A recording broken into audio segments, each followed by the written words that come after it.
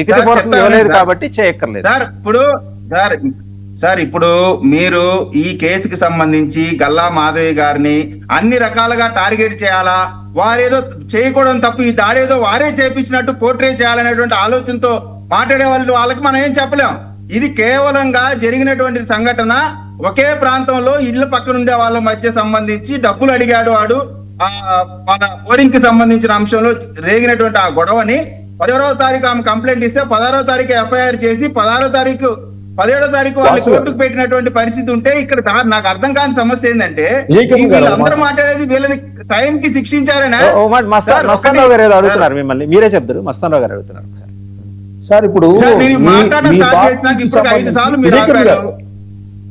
ఒకటే మిమ్మల్ని అడుగుతున్నాను, మీరే మాట్లాడండి. మీ పార్టీకి సంబంధించి డివిజన్ లెవెల్లో సెక్రటరీని ఈ విధంగా డబ్బులు వసూలు చేయడం కానీ ఆ డివిజన్ లో వాళ్ళ ఆధిపత్యం చెలాయించాలనే విధంగా జరుగుతుందా? దానిలో భాగంగానే ఈ సంఘటన చోటు చేసుకుందా? సో అలాంటి వాటిని తెలుగుదేశం పార్టీ ఏ విధంగా లోకల్ గా ఆ డివిజన్ మొత్తాన్ని ఏదైతే చూసుకోవాలో వాళ్ళ యొక్క ఆధిపత్యమే వహించడంలో భాగంగా జరుగుతుంది కాబట్టి ఎవరైతే వాళ్ళని వ్యతిరేకిస్తారో వాళ్ళ మీద దాడులకు పాల్పడుతున్నారా? ఇది ఈ డివిజన్ లోనే ఉందా, అన్ని డివిజన్ లో జరుగుతుందా అనేది ప్రజలు ఇప్పుడు ఆరోపిస్తా ఉన్నారు. ఏంటిది తెలుగుదేశం పార్టీ వాళ్ళు చెప్తేనే జరిగిందా? పోలీస్ స్టేషన్ లో కావచ్చు, మున్సిపాలిటీలో కావచ్చు, తహసీల్దార్లో కావచ్చు, ఈ విధంగా ఎందుకు జరుగుతుంది అంటే మీ పార్టీ వాళ్ళని ఆశ్రయిస్తే తప్పితే వాళ్ళకి ఏదైనా ప్రజా సమస్య మీద స్పందన జరగదా? డైరెక్ట్ గా ప్రజలు వెళ్ళి ఫిర్యాదులు చేస్తే ప్రభుత్వం అధికారుల నుంచి స్పందన రాదా అని అడుగుతున్నారు. రైట్, విజయగణ గారు మాట్లాడతారు. రైట్, ఇక్కడ వాళ్ళు వెళ్ళి ఆయన ఏమి సహాయం చేయమని అడగల. వాళ్ళ ఇంటి ముందున్న బోరింగ్ ను చేసుకున్నటువంటి సందర్భంలో అతను వెళ్ళి దాన్ని వాడుకొని దాన్ని వీళ్ళేదో గవర్నమెంట్ దాన్ని వీళ్ళు ఉపయోగించుకుంటున్నారు, వాళ్ళ దగ్గర ఏదో ఒక విధంగా లంచం తీసుకోవాలనే ప్రయత్నం చేశాడు. నాకు అర్థం కాని ఏంటంటే ఈ ప్రభుత్వం బాధ్యతాయుతంగా ఎమ్మెల్యే దగ్గర నుంచి ముఖ్యమంత్రి దాకా దీనిపైన స్పందించి నేరం చేసిన వాడిని పార్టీ నుంచి సస్పెండ్ చేయడమే కాకుండా జైలుకు పంపిస్తే వీళ్ళందరూ చేసేటువంటి యాగి ఏంటి, రాజకీయం ఏంటి? ఏ విధంగా అయితే జగన్మోహన్ రెడ్డి గారు చెప్పారో ఏదో పిల్లగాడు తెలియక ఒక యాక్సిడెంట్ చేసి ఒక మనిషిని చంపేస్తే మీరు కేసులు పెడతారు అనట్లా ఈ ప్రభుత్వం బాధ్యతగా పనిచేస్తుంది కాబట్టి మీరు అందరూ మాట్లాడుతూ ఉన్నారు. ఈ ప్రభుత్వం ఎవరైతే నేరస్తుడు ఉన్నాడో ఆ నేరస్తుని చట్ట ప్రకారం చట్టం ముందు నిలబెట్టారు కాబట్టి వీళ్ళందరూ మాట్లాడుతున్నారు. ఇది ఇటువంటి సంఘటన జగన్మోహన్ రెడ్డి గారి పరిపాలన జరుగుంటే అసలు దీని గురించి చర్చ ఉండదు, ముఖ్యమంత్రి మాట్లాడేటువంటి అంశమే ఉండదు. గత 5 సంవత్సరాలు చూసాం జరిగిన ప్రభుత్వం వాళ్ళు పక్కన కూర్చోబెట్టారు కదా, వాళ్ళ పక్కన కూర్చోబెట్టారు. మేము ఈ ప్రభుత్వం నేరం జరిగినప్పుడు ఆ నేరానికి సంబంధించిన దాంట్లో క్రియాశీలకంగా ఈ ప్రభుత్వం చట్టపరంగా చర్యలు తీసుకుంది. వీళ్ళు చేసినటువంటి యాగి ఏంటి? ఇప్పుడు ఆ కుటుంబానికి సంబంధించి ఆ కుటుంబ సభ్యులే పోలీసులు కూడా పనిచేశారని చెప్తా ఉన్నారు. వీళ్ళ బాధ ఎక్కడా నాకు అర్థం కావట్లా. వైఎస్ఆర్ కాంగ్రెస్ పార్టీ వాళ్ళు మాత్రమే ఎందుకు మాట్లాడుతూ ఉన్నారు? నేరాన్ని మీరు ఆవిడేం మాట్లాడారు ఒకసారి చూద్దాం. మీ ఎమ్మెల్యే గారు ఏం మాట్లాడారు ఒకసారి చూద్దాం. ఇన్ఫాక్ట్ ఆవిడ ఫోన్ ఇన్ కోసం కూడా ట్రై చేసాం, ఆవిడ నిరాకరించారు. నేను ఫోన్ ఇన్ ఇవ్వనండి అని నిర్ద్వందంగా తోసిపుచ్చారు ఆవిడ. సరే, ఆవిడేం మాట్లాడారు ఒకసారి చూసి తర్వాత మీరందరూ ఇప్పుడు ఆమె తప్పు చేసినట్టు పోర్ట్రే చేసే ప్రయత్నం ఎవరు చేశారండి? ఆవిడ కాన్స్టిట్యూన్స్ లో జరిగినప్పుడు అడిగితే దాన్ని పోర్ట్రే చేయడం అంటారేంటి? ఇది బేస్లెస్. అంటే మిమ్మల్ని ఏం అడగకూడదు. అదే మారుతారు సార్ విజయకిరణ్ గారు, నాకు అర్థం కావట్లేదు. అమ్మా మీ కాన్స్టిట్యూన్స్ లో ఏదో జరిగింది, మీ అబ్జర్వేషన్ ఏంటమ్మా అని అడగటానికి ఫోన్ చేస్తే నిరాకరించారు ఆవిడ. దాంట్లో రాంగ్ ఏముంటది సార్? ఏముంటది?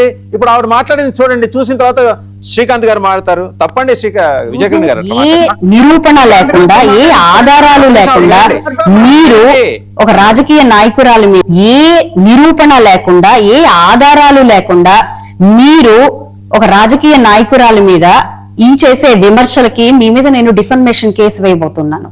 ఇది చాలా తప్పు. నేను ఈ కథనాన్ని, మీరు ఇచ్చిన ఈ కథనాన్ని బేస్ చేసుకొని, మీరు మాట్లాడిన విధానాన్ని బేస్ చేసుకొని నేను మీ మీద కేసు వేయాల్సిన అవసరం చాలా ఉంది అని చెప్పి ఈ సందర్భంగా నేను మీకు చెప్తున్నాను. నేనే అంత చేయించాను అనడానికి ఏ రుజువు పెట్టుకొని మీరు మాట్లాడుతున్నారో నాకు ఇప్పుడు మీరు నిరూపించాల్సిందిగా నేను కోరుతున్నాను. ఏ నిరూపణ లేకుండా, ఏ ఆధారాలు లేకుండా మీరు ఒక రాజకీయ నాయకుడు. అవి కూడా చూద్దాం ఒకసారి, అది చూసి మీ దగ్గరకు వద్దాం. ఇంకా మొత్తం చివరిలో మీరే మాట్లాడాల్సింది. పేర్ని నాని గారు కూడా మాట్లాడారు. వీడియో చూపించిన తర్వాత దిగ్భ్రాంతికి గురైన పరిస్థితికి ఏర్పడింది, చెల్లించిపోవడం జరిగింది.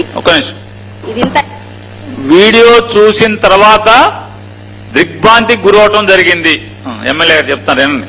వీడియో చూపించిన తర్వాత దిగ్భ్రాంతికి గురైన పరిస్థితికి ఏర్పడింది, చెలించిపోవడం జరిగింది. ఇది ఇంత హేయమైన ఒక విధానము అక్కడ ఉన్న వ్యక్తులు చేశారా అని అంటే నిజంగా ఆలోచింపజేసేలాగా అనిపించింది.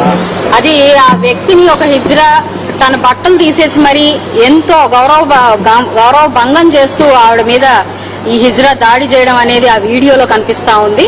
దానికి నిజంగా తీవ్రంగా ఖండిస్తున్న విషయం మేము ఇది. ఎట్టి పరిస్థితుల్లో ఇలాంటి ఒక చర్యకు పాల్పడిన వాళ్ళు చట్టరీత్యా వాళ్ళకి బాధ్యులవుతారు. కాబట్టి వెంటనే ఇమీడియట్ గా సదరు అధికారులకి ఆ స్టేషన్ పరిధిలో వచ్చిన అధికారులందరితో మాట్లాడి వెంటనే వీళ్ళ మీద యాక్షన్ తీసుకోవాలి అని చెప్పి డైరెక్ట్ చేయడం జరిగింది. 16వ తారీఖు సాయంత్రానికి FIR కట్టడం జరిగింది వీళ్ళ మీద. అయితే వాళ్ళని తీసుకొని వచ్చి స్టేషన్ లోకి సరెండర్ చేయని క్రమంలో మరుసటి రోజు మళ్ళీ స్టార్టింగ్ చెప్పి వాళ్ళని తీసుకొచ్చి చెప్పండి. ఆవిడేమంటారు వినండి. నేను ఆ వీడియో చూసి నా హృదయం కదిలిపోయింది, మనసు కలిచివేసింది. ఆవిడని అమానుషంగా ఆవిడ మీద వివస్త్రం చేశారు. నేను పోలీస్ స్టేషన్కి అధికారికి గట్టిగా చర్యలు తీసుకోమని చెప్పి 16 సాయంత్రానికి అరెస్టులు అవ్వలేదు. వినండి, అరెస్టులు కూడా కాదు, ఆవిడేమంటది